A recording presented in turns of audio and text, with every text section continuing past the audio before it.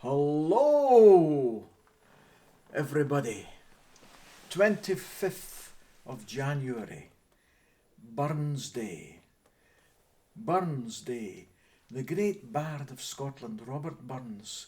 All over the world, he's being celebrated. And today I'm going to drink a dram and say something of one of his great works.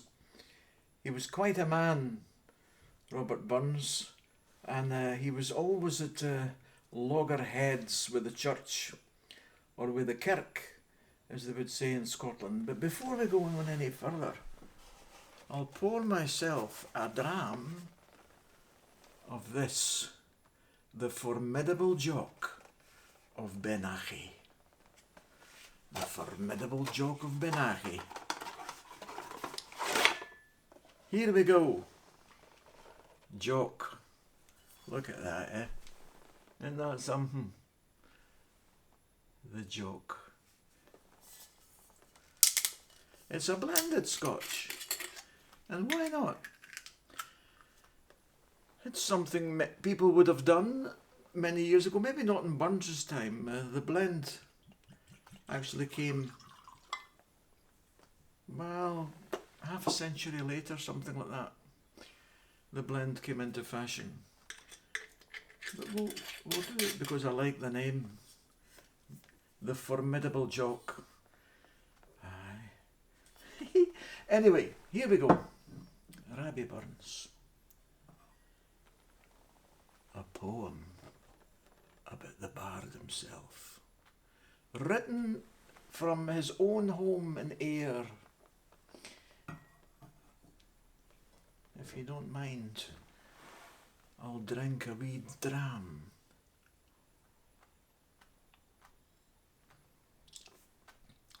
Here, that's not bad at all. For a, I almost said for a blend because I would have been wrong. Burns wrote many stories, poems, epiges, all sorts of stuff. And what's agreed among many people is that his one of his great masterpieces, if not the great masterpiece itself, was Tam O Shanter.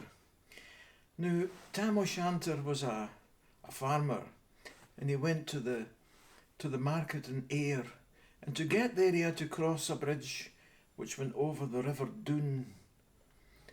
And as we all know, witches, warlords, and the devil himself would never cross the exact centre of a stream or a river. So keep that in mind as the story goes on. Here's Tam O Shanter. He goes to Ayr, to the market, and his wife, Kate, she says to him, "Tam, don't you linger now, eh? Get home in time. I've got the tatties ready. Be home in time now, eh?" And Tam says, "Aye, nae bother." And he gets on Meg, his own trusty horse, or pony as it probably was then. And off he goes to the market. And I'll read the first part in the vernacular in which Burns wrote it. When chapman billies leave the street, and drouthy neighbours meet, as market days are wearing late, and folk begin to tack the gate, while we sit boozing at the nappy, and getting fou and uncoo happy, we think now on the lang Scots miles, the mosses, waters, slaps and stiles, that lie between us and our hame, where sits our sulky, sullen dame, gathering her brows like a gathering storm, nursing her wrath to keep it warm. Now, ladies, don't take offence, please. There are many good women in the world. There were many good women in the world back then. And Kate As the story tells us it goes on, the wife of Tam O Shanter wasn't just a sullen, sulky dame, gathering her brows and keeping her wrath warm by the fire, as the poem tells us here, but she also did give some right good advice. As the poem goes on, we'll find out how she was, well, right after all, this wife of his. Oh, a bonny dram this. Formidable Jock. So, this truth and fand honest Tam O Shanter, as he frae air ae night did canter, all dare whom ne'er a tune surpasses, for honest men and bonny lasses. O Tam, hadst thou but been sae wise, as ta'en thy ain wife Kate's advice. She told thee weel thou was a skellum, a bletherin' blusterin' drunken bellum, that frae November till October, ae market day thou was nae sober, that ilka melder wi' the miller, thou sat as lang as thou had siller, that every naig was cad and shoe on, the smith and thee get roaring foo on, that at the Lord's house, even on Sunday, thou drank wi' Kirkton Jean till Monday. She prophesied that later soon thou would be found deep, drowned in Doon, or catched wi' warlocks in the mirk by Alloway's old haunted kirk. And here we reach the climax of the poem. Now, for those of you who don't understand the vernacular, his wife had warned him not to stay out, and of course he went to the house of the blacksmith, and every time he put shoes on a horse and got paid for it, they bought more alcohol and got drunker and drunker and drunker, and the day wore on and wore on and wore on. And as it wore on, they got drunker and drunker, and then Tam decided, I need to get back to my wife, who was sitting by the fire, according to the poem, nursing her anger. She was sitting by the fire, nursing her wrath to keep it warm. But he decides, I better get on old Meg, the old horse, and canter back. I have to be over the bridge before the witching hour. There is a bridge which is to this day still there. It's an arched bridge which goes over the River Doon that separates Ayr from Alloway, and the river goes under it. And there's a church next to it called the Kirk, the old haunted kirk. And as he was passing by, old Tam on his horse Meg,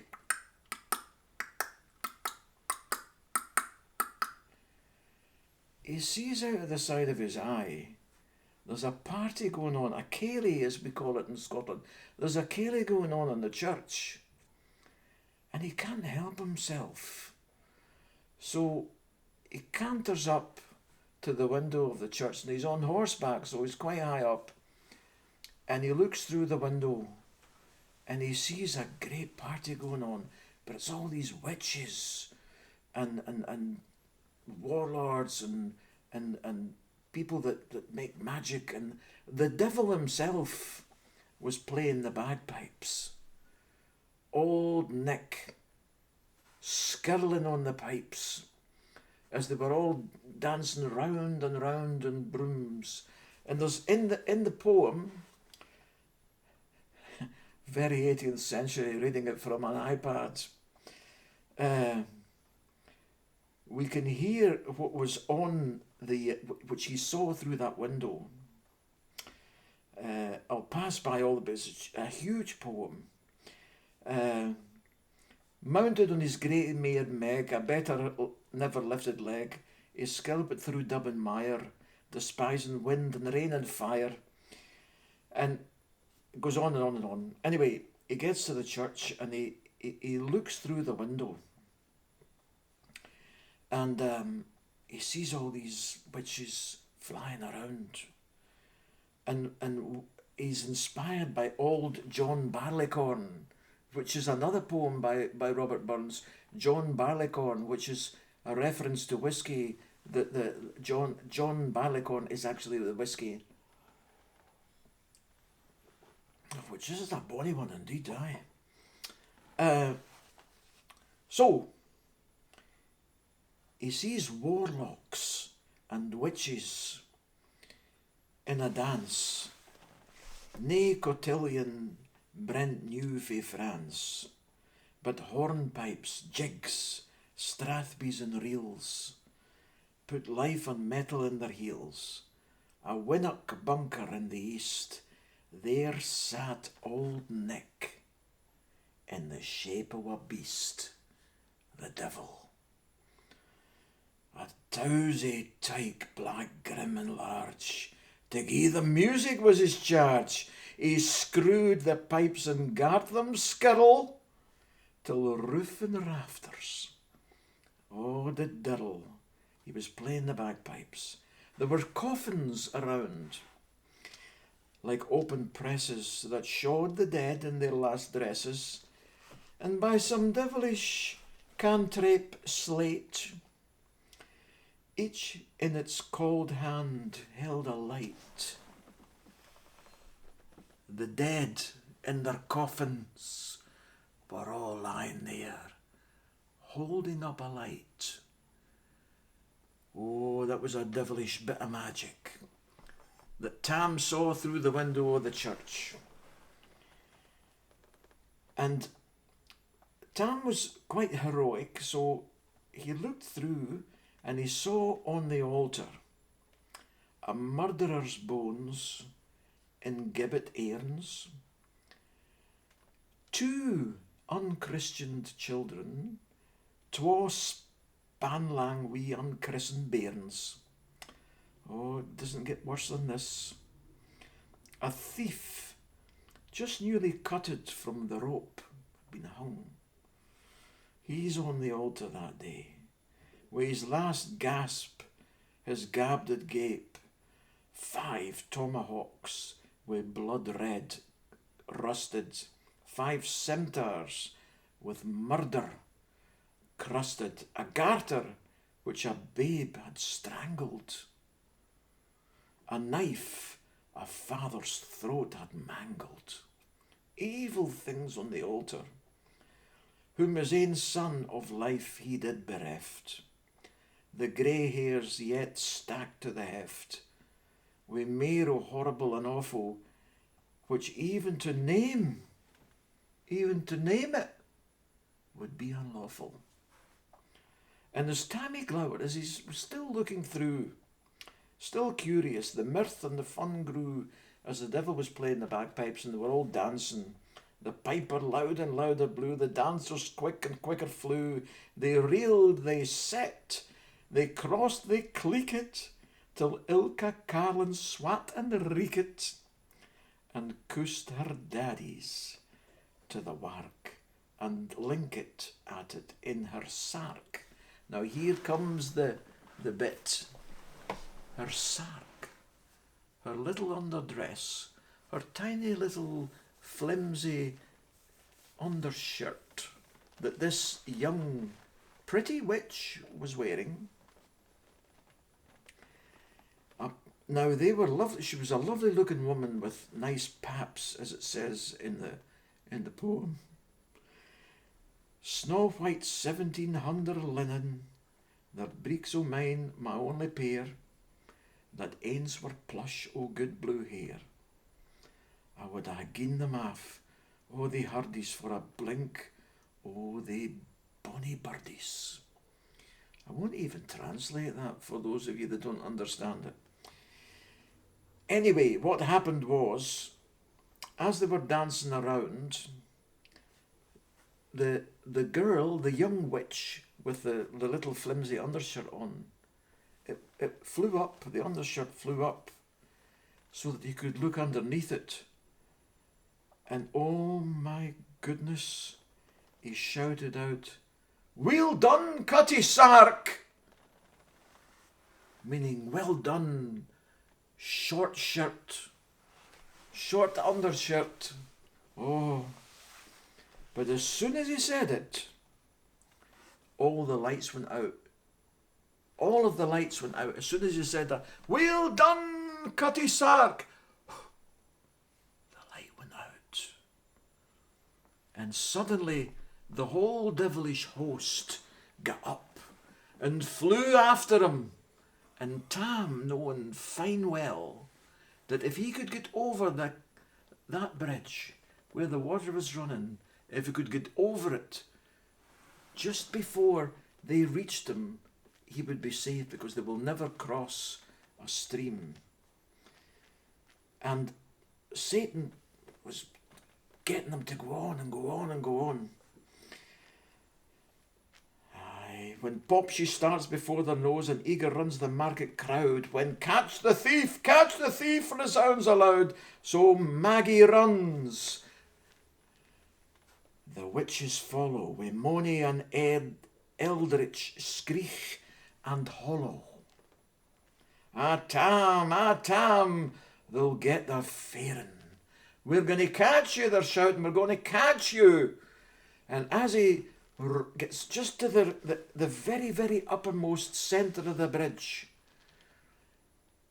the witch that had the short skirt on grabs the tail of his fine horse Meg and tries to pull it back, but the horse, with its hind legs as strong as it could, pulled and pulled, and its tail gave way, and there went away. He could see behind him the devilish host just going away and withering away into the air, with the tail of his horse in the hand of that witch that tried to pull him back.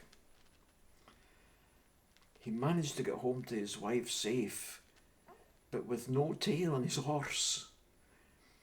Now, there's the moral to this whole thing, and Robert Burns's moral is, even though you might think your wife is sullen and sulky and angry, often it's for a good reason. He flew off with furious ettle, but little wist she Maggie mettle, and sprung brought up her master's hail, but left behind her ain grey tail. Aye, at the end of it, now was this tale o' truth shall read. Ilk man and mother's son, take heed, whene'er to drink you are inclined, or Cutty Sarks run in your mind, think ye may by the joys, o dear, remember Tam O Shanter's mere. And on this Burns Day, here's to the bard, and here's to you, and Sláinte va, Sláinte.